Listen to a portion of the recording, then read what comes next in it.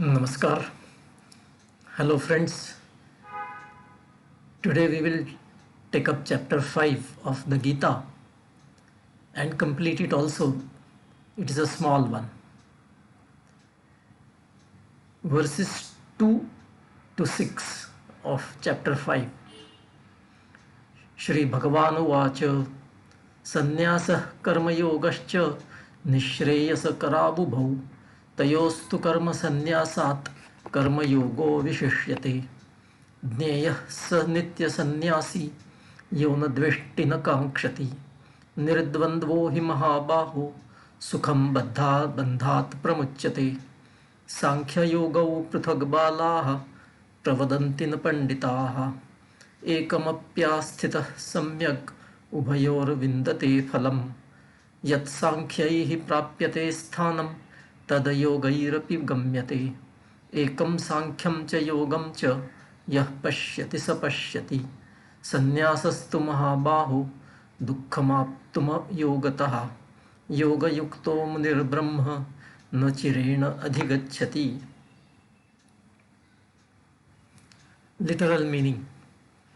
Shri Krishna said, Karma sannyas, meaning abstaining from karma, and karma yoga, meaning doing all karmas but surrendering all the fruits of karma. They are both liberating, but between them, karma yoga is superior to abstaining from karma.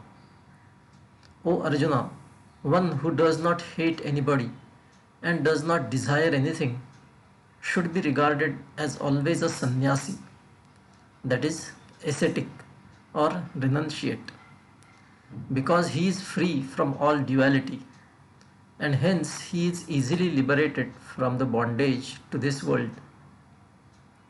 Ignorant people say that Sankhya Yoga, that is discarding karmas, and Karma Yoga, that is performing karmas but discarding fruit, lead to different outcomes. But wise people don't say so, because one who follows any one of those two gets the fruit of both the yogas. The followers of Sankhya Yoga and those of Karma Yoga both reach the same position. That is why one who regards Sankhya Yoga and Karma Yoga as one and the same is really wise and knowledgeable. It is extremely difficult to attain liberation from karma without following Karma Yoga. A seeker pursuing Karma Yoga attains liberation from karma quickly. Practical insight.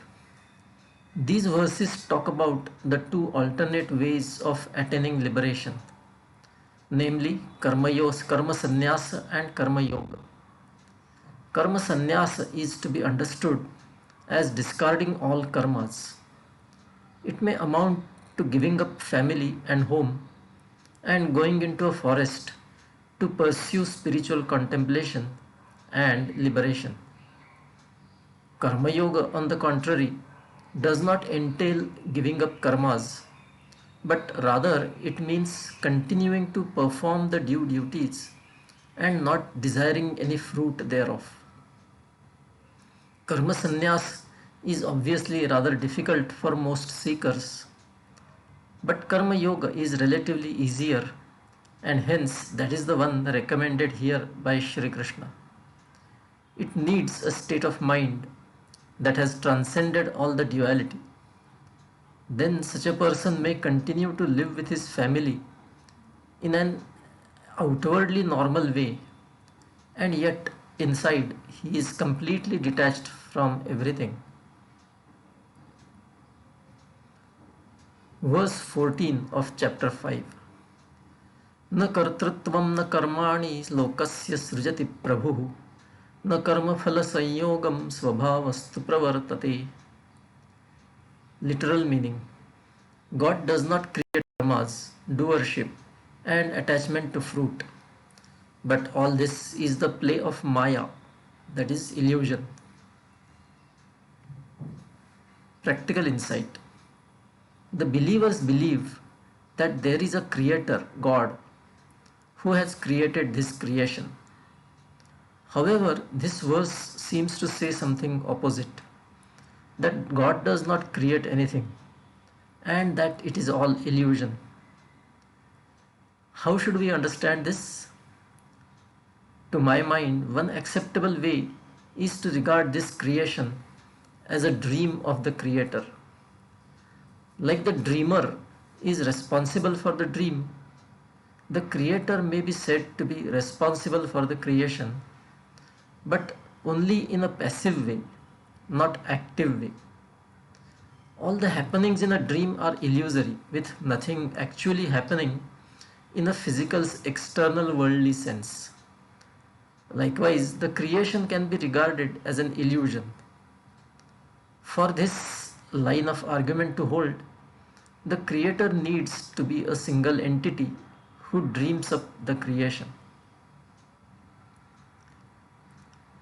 But of course, we should look at dream metaphor only as a metaphor. It doesn't exactly have to be a dream of someone. However, if we are not able to accept creator as a single entity, then creation can be considered as a movie projection for the entertainment of the creator community.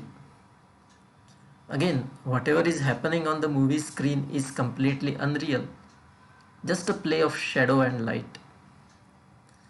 Either way, the crux of this verse lies in the argument that the creation, and hence our life in it, is illusory and need not be taken seriously at all.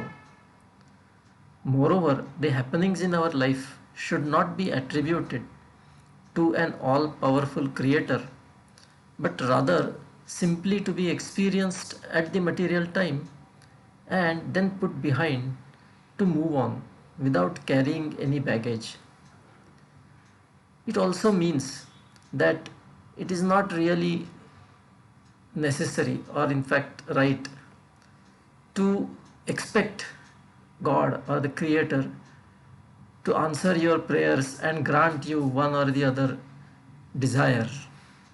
That is not what is possible.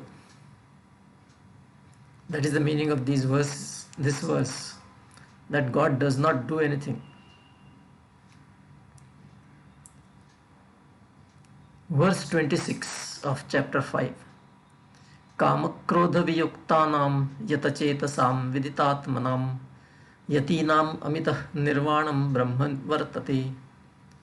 Literal meaning: those who have cast away their kama and krodha, have brought their mind under control, and who have understood their real self, such yogis are blissful Brahman while living as also after death. Practical insight: liberation can be achieved while still living with the physical body in this physical world. In other words, liberation is not a post-death phenomenon, but it can take place very much in this world and in this life. A real self-realized yogi who transcends his limited physical identity, discards all desires and anger, and keeps his mind under control is liberated in this life itself, and then of course also after life. This is the end of chapter 5. We will continue the next time and go to the chapter 6. Until then, bye. Take care.